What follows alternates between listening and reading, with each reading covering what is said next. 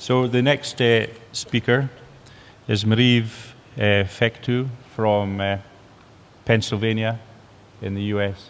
She's going to talk to us about the microbiome in Vioni's affected cattle.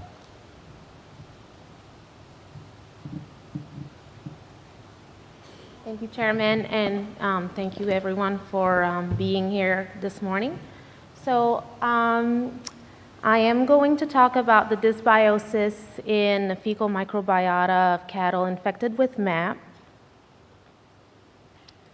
So Dr. Collins gave us a great introduction to paratuberculosis, so I'm not going to spend a whole lot of time going with the basics, but basically Mycobacterium, avium subspecies paratuberculosis, or most commonly termed MAP, is the agent that is the causation of Vioni's disease in cattle.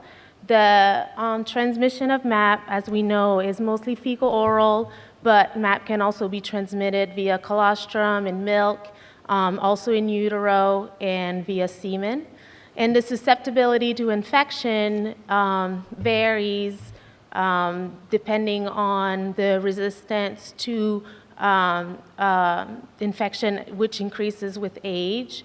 We also know that the magnitude of the infective dose will influence whether or not an animal will become infected with MAP, and we are starting to know as well a little bit more about genetic susceptibility, or we can also say genetic resistance to MAP in some lines of cattle. The stages of infection are also well known. It starts with the entry of the organism via the M cells of the intestine, and we know that MAP is taken up by the macrophages and transported into the submucosa and the associated lymph nodes. And an animal may actually self-cure the infection there or become infected. And this is an area where we're still trying to figure out what makes an animal become infected or not. The infection begins, but we also know that in this time frame here, detecting the animal as positive is very difficult. And some people refer to that phase as the eclipse phase, where an animal is infected but is not yet producing antibodies to MAP, is also not shedding yet. So this is an area where we have a little bit of a knowledge gap. The infection progresses, and these animals now are detectable via MAP antibody testing. They're also detectable via culture and PCR on feces and tissue, and are not yet clinical, and then the final stage of the disease where the animal becomes clinical with the typical signs of weight loss, diarrhea, decreased milk production, and where the animal is hopefully removed from the herd. The enteric microbiota is a subject that is thrown around a whole lot more in the recent years. Microbiome, microbiota, these words are used a whole lot more, and this is definitely an area of emerging research. And this has been made possible because of the advanced in next generation DNA sequencing and very powerful bioinformatics and software that are making this possible.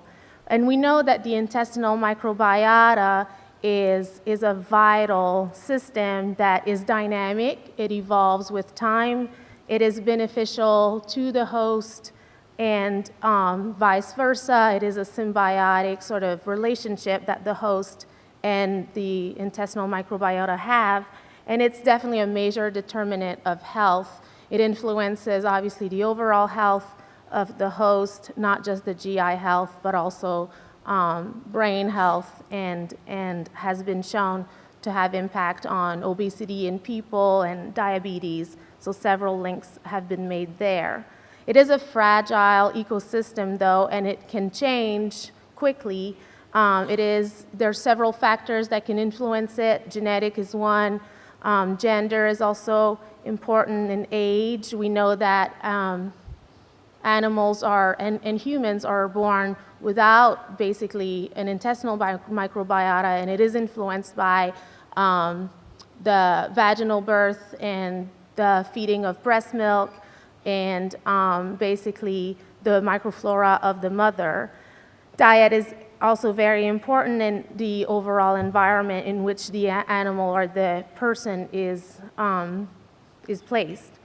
The changes in the microbiome, although can occur, the microbiome is going to try to go back to its normal state, and that's been termed resilience of the microbiome. Is although changes may occur, you're always going to try to go back to where you were before. And with that, I'll introduce the phenomenon of dysbiosis. Dysbiosis is basically what refers to alterations of the microbiome, and it doesn't have to be the fecal microbiome. It could be any types of microbiome in the body, but you start off with a balanced microbiota, here being the fecal microbiota or the intestinal microbiota, and anything could happen as far as the animal has been put on antimicrobials, or there's a change in the diet, and then there could be alterations in this animal's normal microbiota. And we're into this state now. And if that dysbiosis, and it is sort of a negative term, dysbiosis, if that dysbiosis is continued and severe, this can lead to actually damage of the intestinal mucosa and wall, and this is what we see in Crohn's disease. And Dr. Collins this morning introduced the possible link between MAP and Crohn's disease. As you know, Crohn's disease is part of the inflammatory bowel disorders in people. It is a chronic intestinal inflammation that leads to abdominal pain, weight loss, and rectal bleeding in people. And there's been many similarities that have been proposed between MAP or Johne's disease and Crohn's disease. There's no definitive treatment in people, and still the pathogenesis is a little bit slightly understood, but we think that it starts with a genetic predisposition in people and some environmental triggers that are going to make someone develop Crohn's disease. There's definitely been several papers that have described dysbiosis in people affected by IBD. And what we can see here in this graph is basically we have the normal microbiota at different levels in the GI tract, including feces, normal people, and IBD. And basically, we see that there is a drastic shift in the normal commensal microbiota throughout the GI tract. Normally, we see most of the microbiota being in the Bacteroides and the Firmicutes phyla, and in patients affected with IBD, you see a severe decrease in the commensal microbiota that includes the Firmicutes and the Bacteroides, and these have been replaced by Proteobacteria members. And in the Proteobacteria members, we include all the coliforms such as E. coli. So what you have here is, in addition to a decrease in the commensal healthy microbiota that are supposed to provide short-chain fatty acids and production of mucus in the intestine, all these things that are protective to the intestine, you also have an increase in these phyla that actually are detrimental to the health of the intestine and contributing to the inflammation that we see in those patients. So back to the cows and MAP, and so after reading all these papers, we basically asked the question, do we see dysbiosis in cattle that are infected with MAP? So the hypothesis of this study was that the analysis of the fecal microbiome of cattle naturally infected with MAP would reveal a reduction in biodiversity that is characteristic of dysbiosis that we see in humans affected with Crohn's disease. And the two objectives were to study the diversity pattern of the bacterial population of cattle infected with MAP and to compare them to those cattle that are negative but exposed to MAP and also those negative cattle. And also, a second objective was to perform a metagenomic analysis of the fecal microbiome to try to see if we can identify bacterial genes that have a role in modulating the intestinal inflammation in cattle that have Johne's disease. So the samples were basically obtained from our fecal repository system that we have in our lab. We included 20 cows that were positive. They're all from the same herd. All these fecal samples were obtained at the same time from a given positive herd. We also obtained from the same herd 25 negative herd mates, and those animals I'm going to call the exposed group. So we have the positive and the exposed that are all from one same herd, and then we have 25 cows that are from true negative herd. So the samples were thawed and subjected to DNA extraction and purification.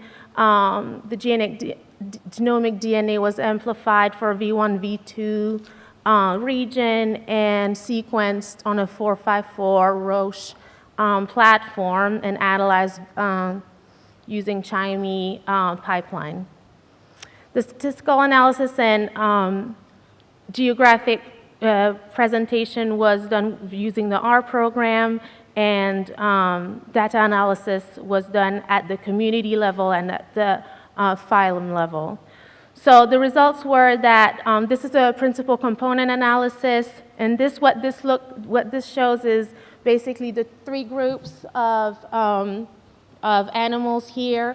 In basically each dot is one cow, and you can see in blue being the negatives and green being the exposed, where you have very little diversity between the bacterial communities of those cows. So these groups are very tight and close together, as opposed to the positive cattle, where you have a whole lot more diversity between those cows, and that they are very different than the negative and the exposed.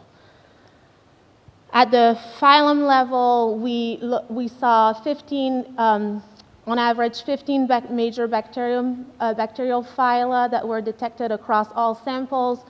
Mainly 4 phyla were identified as more abundant, and they are depicted here. What you can see is between the exposed and the negative, there's very little difference in the bacterium phyla, but there is also a very large difference between the positives and the exposed and the negative, and this is mainly based on the increased representation of the actinobacteria in the positive samples. Okay, and this basically represents the same, just illustrated in a different way. This is the heat dendrogram that basically shows that you can see that these both the exposed and the negative are very similar in their composition versus the positive samples that are very different. In summary, bacterial communities of positive cows varied significantly from the exposed and the negative cows, and that we definitely saw dysbiosis in cattle that were infected with MAP. So can this represent an area where we could use to early diagnose these cattle that are infected with MAP but are in the eclipse phase? Could this represent a fingerprint that we could use for early diagnosis? And perhaps even represent an area where we could modulate at the preventative or therapeutic level how to treat the dysbiosis that we see in those cattle infected with MAP, or even before they become infected. And with that, I'll take any questions, but I guess we don't have time. Thank you very much.